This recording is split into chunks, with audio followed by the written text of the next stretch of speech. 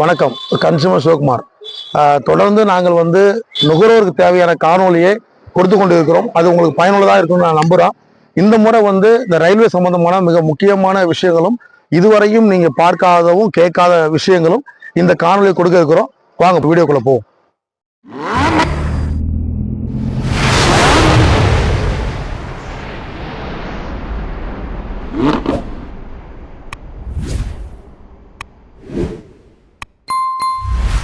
நம்ம பாத்தீங்கன்னா இந்த காணொலி என்னன்னா ரயில்வே சம்பந்தமான ஒரு காணொலியை நம்ம கொண்டு போறோம். அப்படி இருக்கும்போது இந்த ரயில்வே எப்போ தொடங்கப்பட்டது, தொடங்கப்பட்டு எவ்வளவு தூரம் போனது, அதோட இன்ஜின் பேர்னா என்ன அப்படின்னு நம்ம தெரிஞ்சுக்கணும். அப்பதான் குழந்தைகள் படிக்கிற குழந்தைகளுக்கு இது சம்பந்தமான இந்த யூடியூப்ல பார்க்கும்போது கண்டிப்பா மெமரி ஆகும். இது பார்த்தீங்கன்னா 1853ஆம் ஆண்டு ஏப்ரல் 16ஆம் தேதி தொடங்கினாங்க.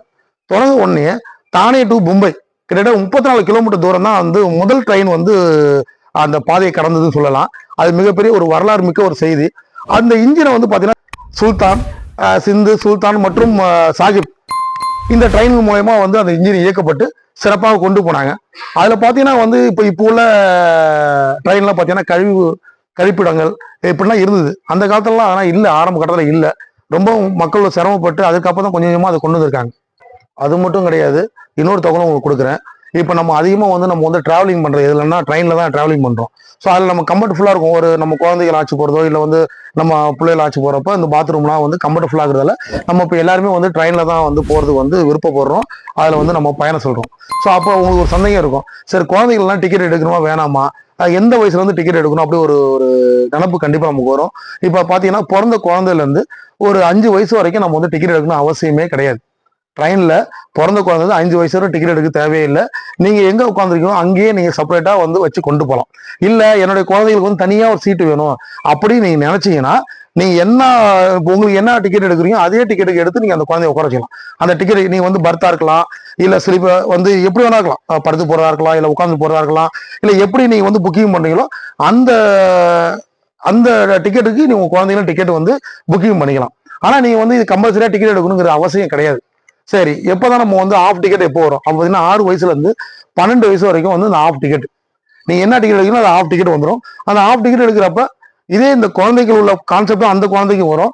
நீங்க சப்போஸ் எனக்கு குழந்தைக்கு ஒரு டிக்கெட் ஃபுல்லா வேணும் அப்படின்னா நீங்க தனியா டிக்கெட் எடுத்துக்கலாம். அப்படி இல்லாத பட்சத்தில் ஆஃப் டிக்கெட் கம்பல்சரி எடுக்கணும். அது ரிசர்வேஷன் ஆகட்டும், நான் ரிசர்வேஷன் ஆகணும், எல்லாத்துக்குமே இந்த ரெண்டுமே பொருந்தும். இந்த பிறந்த குழந்தை 5 வயசுல டிக்கெட் கிடையாது.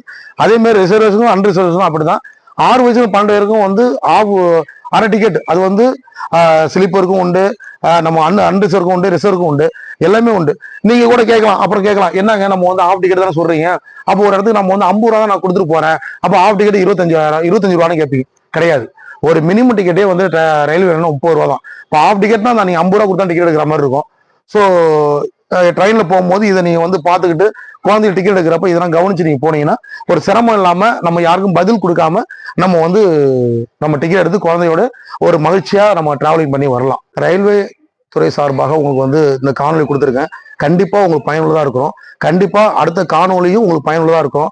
நீங்க பாருங்க, பார்த்துட்டு லைக் பண்ணுங்க, ஷேர் பண்ணுங்க, சப்ஸ்கிரைப் பண்ணுங்க. நன்றி, வணக்கம்.